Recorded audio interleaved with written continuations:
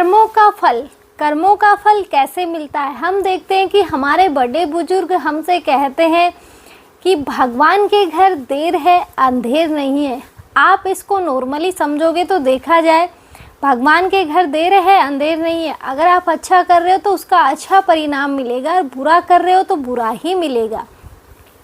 Normally इसका मतलब यही होगा, क्योंकि भगवान के घर देर है। अगर आप भगवान को बुला रहे हो तो भगवान आएंगे, देरी से आएंगे लेकिन आएंगे ज़रूर। वो आपकी सहायता करेंगे, माध्यम कोई और होगा लेकिन करेंगे ज़रूर। अगर आप भगवान पे विश्वास नहीं करते तो भी आपकी रक्षा के लिए भगवान आते ही हैं, क्योंकि ज़रूरी नहीं है कि हम दिन रात बैठ के पूजा पाठ करेंगे तो ही भगवान हमारी हेल्प करेंगे, अन्यथा हमारी हेल्प कोई नहीं करेगा। ऐसा नहीं है। हम सब ईश्वर की संतान है और भगवान कभी अपनी संतान को दुख में नहीं देख सकता।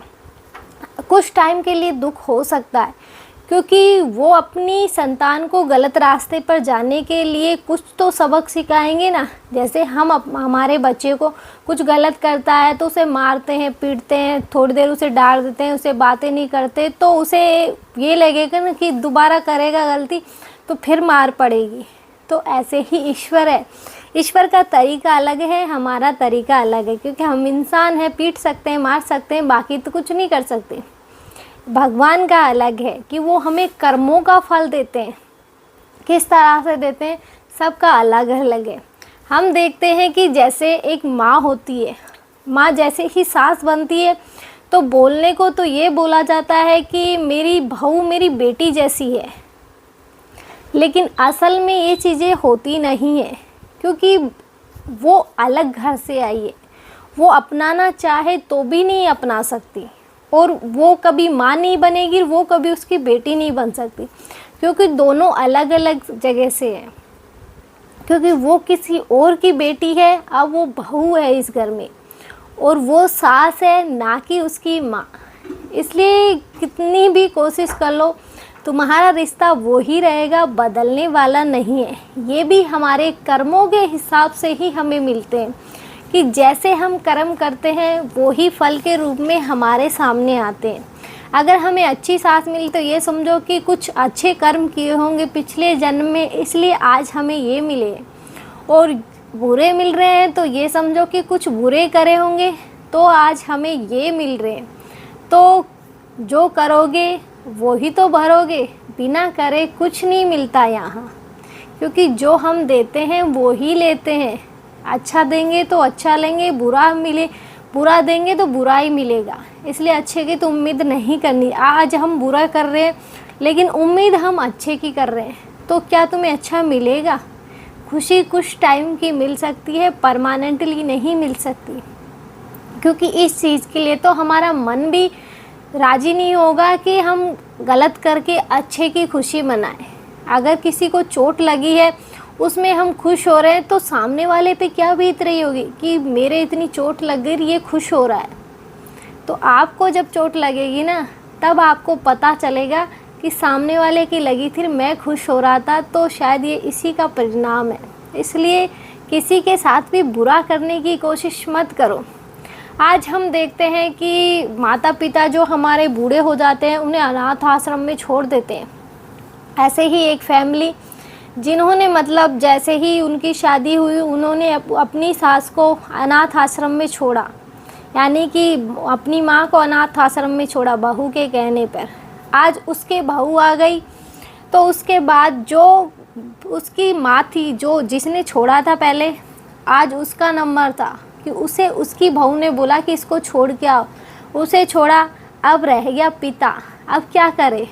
लेकिन कुछ टाइम बाद उसका भी नंबर आया कि तूने भी तो साथ में कर्म करे, उसने अकेले ने थोड़ी करे, तूने भी तो निभाया है ना कुछ रिश्ता, कि उसने बोला है तूने वो किया है, क्यों किया है, तू तेरा धर्म क्यों नहीं निभाया, तूने अब तुझे तेरा धर्म निभाना चाहिए, तूने नहीं निभाया, उसके कहने के अनुसार तू चल दिया, इसलिए तुझे तेरा धर्म निभा। वो कह रही है वो भी सुन, लेकिन तेरा भी धर्म है।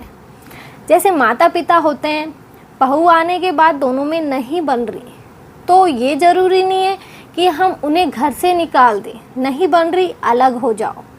ताकि मतलब, और ऐसा भी मत करो कि बहू है तो बेटे पे बहू का पूरा हक है, माता पिता का नहीं है, उनका भी पूरा हक है। क्योंकि ये धर्म है बेटे का कि वो जितनी खुशी अपनी वाइफ को दे उतनी ही खुशी अपने माता पिता को दे।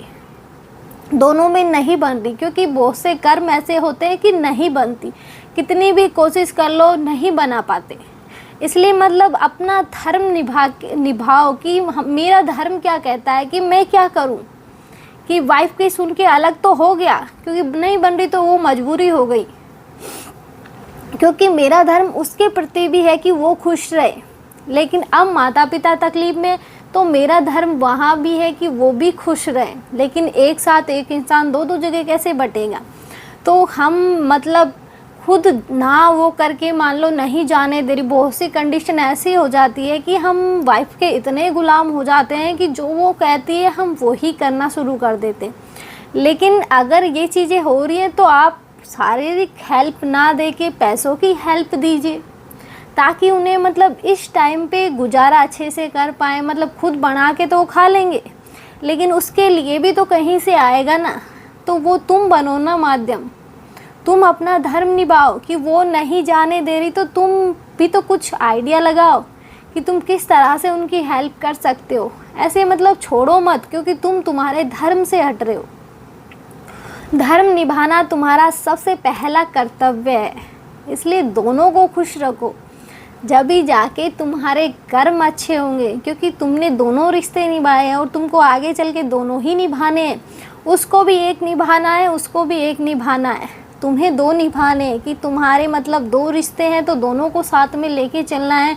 तुम्हें ये कोशिश करनी है कि दोनों को ठेस ना पहुँचे, दोनों खुश रहे। भले अलग अलग हैं लेकिन खुश रहे। साथ में खुश नहीं है, अलग अलग है ठीक है, लेकिन खुश है। इसलिए तुम अपना धर्म निभाओ कि सुनो दोनों की, करो अपने मन की। क्योंकि बहुत सी बार गलती हमेशा ये नहीं समझना चाहिए कि वाइफ गलत है। बहुत सी बार माता पिता भी गलत होते हैं। बहुत सी बार बड़े गलत होके छोटे सही हो जाते हैं। हम हमेशा ये सोचते हैं इन्हें नॉलेज है, इतने सालों से हमसे ये डबल एज के हैं तो इन्हें अच्छी खासी नॉलेज होगी, लेकिन ऐसा नहीं होता। बहुत सी बार कम एज वाले भी अच्छी नॉलेज रखते हैं। तो हमेशा गलती हम ये देखते हैं कि मान लो सास ससुर हैं तो बहू घर से कहीं बाहर रहने चली गई, तो हम दोस्त किसे देंगे? बहू को। बहू हमारे बेटे को ले गई। तुमने कभी सोचा है कि तुमने क्या रिश्ता निभाया है? कि वो उसकी वो हो गई कंडीशन कि उसे जाना पड़ा, लेकिन तुम्हारा धर्म निभा रहे हो, नहीं निभा रहे, तो फिर तुम उससे उम्मीद कैसे कर सकते हो? इसलिए बस अपने कर्म पे ध्यान दो कि क्या हो रहा है क्या नहीं हो रहा, हमें उससे कुछ मतलब नहीं। क्योंकि इस दुनिया में कोई किसी का नहीं है। जो आया है वो जाएगा ज़रूर, वो यहीं परमानेंटली नहीं रहने वाला। आज हम देखते हैं कि इतने धनवान लोग हैं, वो जाते हैं तो क्या साथ में ले जाते हैं? नहीं ले जाते, सब यहीं रह जाता है, कुछ नहीं जाता साथ में एक भगवान के सिवा, कि बस भगवान का नाम साथ में जाएगा। लेकिन हम जिस मोह माया में फंसे हैं उससे हम आसानी से बाहर नहीं निकल सकते। हमें तो अपना तेरा मेरा करना ही करना है। इसलिए हो सके तो बस अपने कर्म अच्छे रखो, ताकि हमें आगे जाके ये जो चलता रहता है कि अब इस जन्म में अगले जन्म का भोगना है, अगले जन्म में उस जन्म का भोगना है, तो शायद ये हमारा कभी तो ख़त्म हो। इसलिए हमें अच्छे कर्म करने चाहिए कि आज कोई बात नहीं, पिछले कर्म चल रहे हैं, आज मैं अच्छा करता हूँ, शायद मेरा अगला जन्म ना हो, इस जो चक्र से मैं छूट जाऊँ। लेकिन इतना आसान नहीं है, क्योंकि जहाँ हमें लालच दिखेगा वही हम दौड़े चले जाएंगे। आज दुख है, कोई हमें मतलब गलत काम करके पैसे दे रहा है तो हम वो लेना मंजूर करेंगे कि ठीक है मुझे ज़रूरत है तो मुझे चाहिए, तो हम वो लेना मंजूर करते हैं। ऐसे नहीं है। जैसे हमने मतलब सुदामा, भगवान श्री कृष्ण, ये वाली स्टोरी देखी कि सुदामा इतनी तकलीफ में था, लेकिन फिर भी उसने अधर्म का रास्ता नहीं अपनाया। लास्ट टाइम में सुदामा की इतनी भयंकर तरीके से परीक्षा हुई थी कि उसको राजा के सामने गाना था और राजा की तारीफ़ करनी थी। परिवार 2-4 दिन से भूखा था, लेकिन अब एक साइड उसे परिवार भी दिख रहा था, दूसरी साइड वो ये भगवान की भक्ति में लीन था। लेकिन अब करे तो क्या करे, उसके सामने दोनों सामने दिख रही है चीज़ें।